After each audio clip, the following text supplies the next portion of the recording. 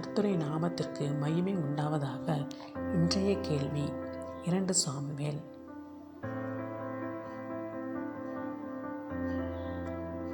கர்த்தர் இவர்களில் யாரிடத்தில் அன்பாய் இருந்தார் என்று வேதத்தில் குறிப்பிடப்பட்டுள்ளது?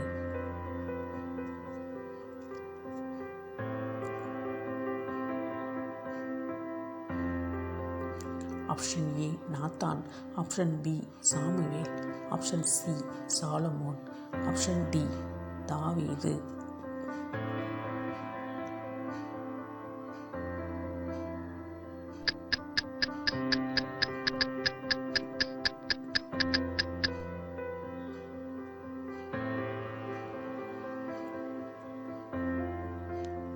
விடை ஆப்ஷன் சி சாலமோன். 2 சாமுவேல் 12:24.